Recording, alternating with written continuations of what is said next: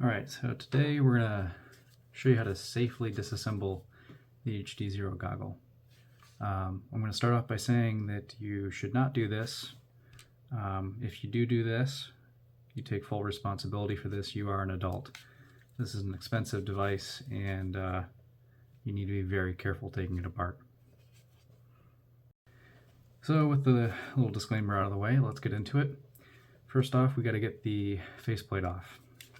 And to do that, I recommend putting your thumb right here, and then there's a clip right here, and then a clip in the middle, and then a clip over here. So what we want to do is kind of rock or roll this clip off. So I'm going to push in with my thumb, and then let's see here. Kind of just, you want to rock it over top of that clip until it comes off like that. Okay, and then I'm going to go over here to this side. Kind of like rock it, pull it. It is on there really tight, but it does come off. Okay, so that's that. And then let's get the bottom. And then this one here. And then what we want to do is pull this straight out. There's another clip right here though, so I'm going to pop this out like that. So now it's off. So that's that. Next step, we need to take the screws out. There's 3 screws. 1, 2, 3. You're going to need a nice Phillips screwdriver. That's just the right size.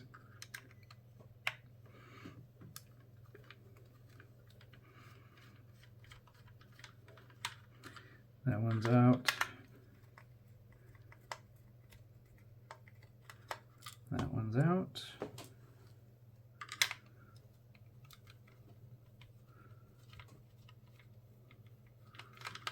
And that one's out. So now we have those screws off, we need to separate these halves, and when we do that we need to be careful. They need to come completely straight off, not rocking it, and we definitely do not want to have these separate very quickly because there's a ribbon cable for the displays and you can break them if you do that.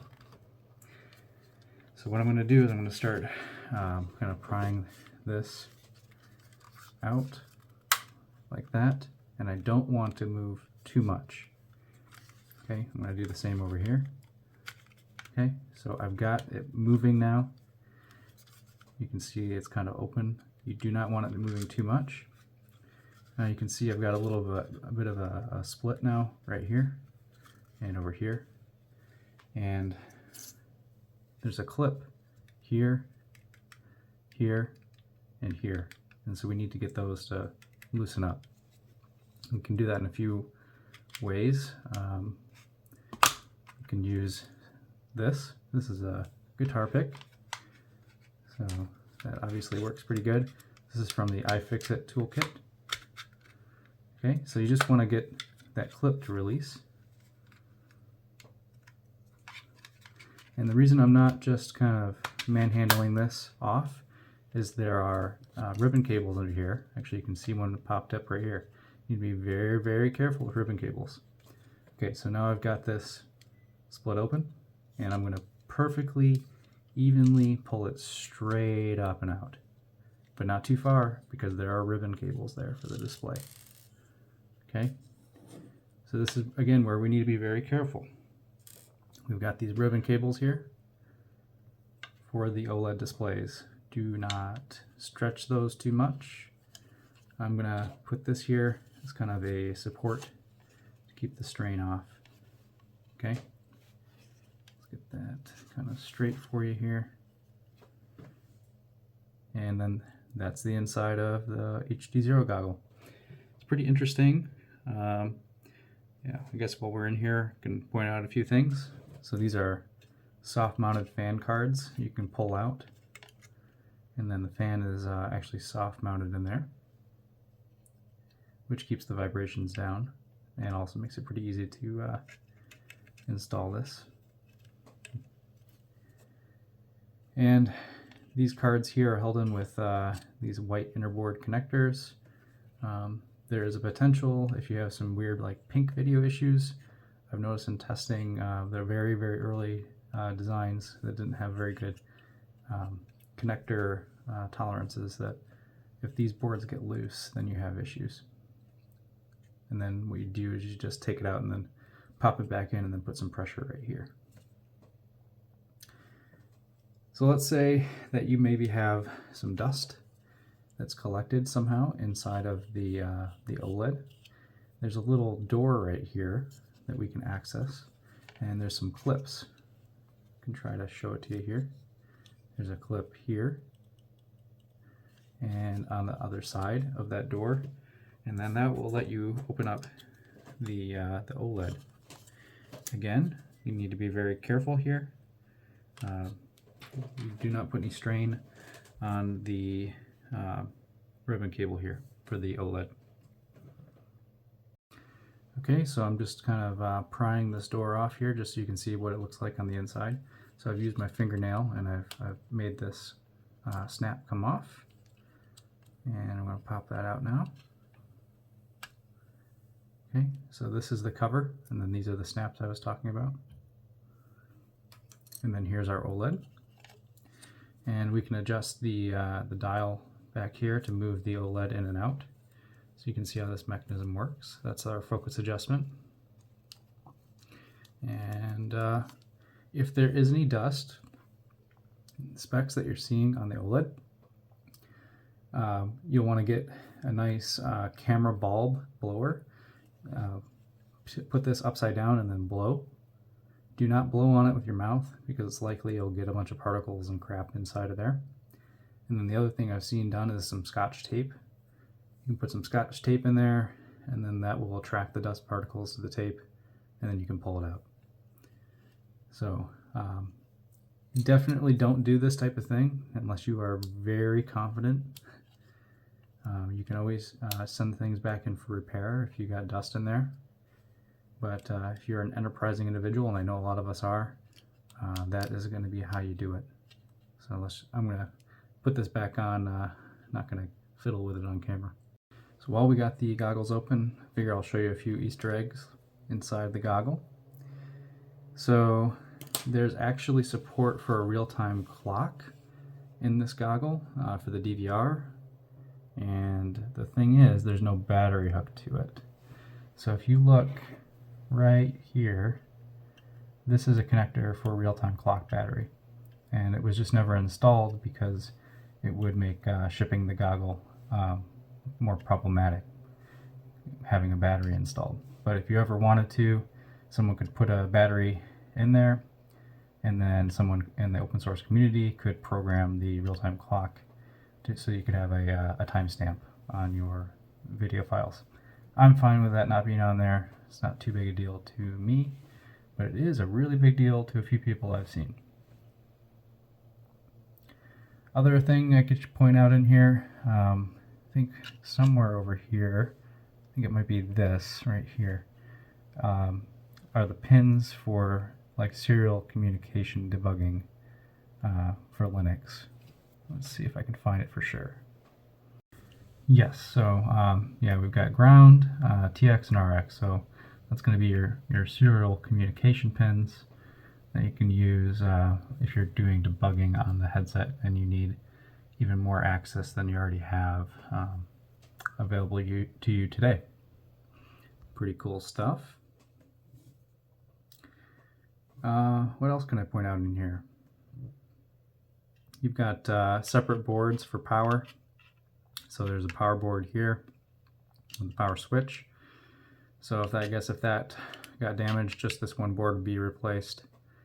On the other side, there's a board here for the expansion module and the analog stuff. Pretty modular design. So I mean, if you break one of these boards, the board can be replaced without having to scrap the whole thing.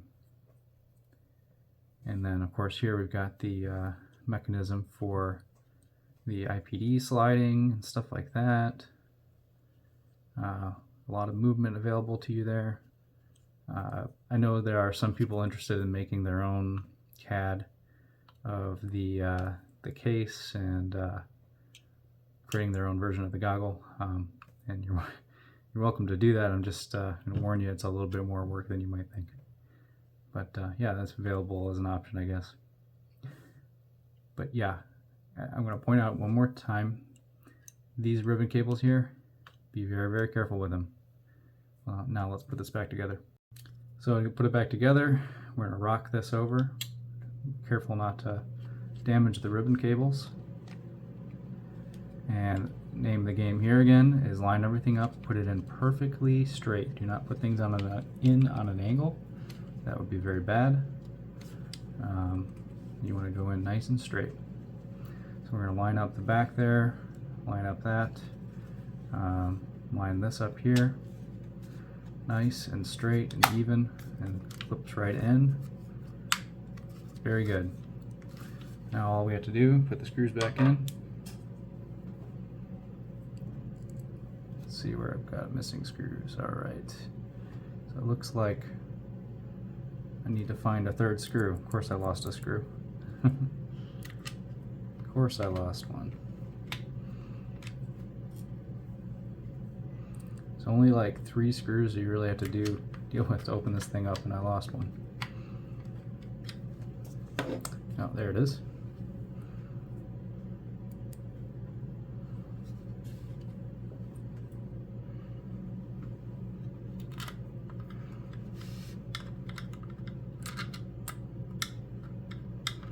So I'd say this is a pretty easy device to work on.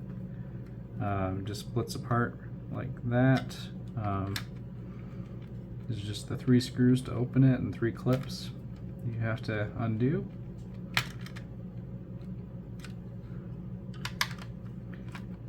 Now, I anticipate this is going to give people a lot of years of use, and if you ever need to work on it, now you know how to open it. Let's put the faceplate on again. As I've been saying with everything, make sure you put it in straight. And here's a little fun fact I've been noticing. I see a lot of people put the goggle on without the left and right clips actually engaged. And I guess that's going to give you a little bit more curved fit, but it's not all the way in. So if you're finding that the screens are a little too far away than your liking, maybe you should try clipping this in. And what I recommend to do that is, let's do that there, and then push down and kind of rock and do like the same thing I was talking about to get it off. Okay, kind of rock, and now it's on there pretty solid. Do the same thing again. Now that's on there pretty good, and then you want to make sure that the center clips are engaged. And yeah, now we've got a fully reassembled HDZero goggle. There it is. Let me know if you have any questions in the comments, and please don't work on this goggle unless you are very confident in your work and you take full responsibility for breaking anything. But it's a pretty cool hobby we're in. We love to tinker, so I know people are going to take this thing apart no matter what. Might as well show you what I know about taking it apart safely. Alright, that's it. See ya.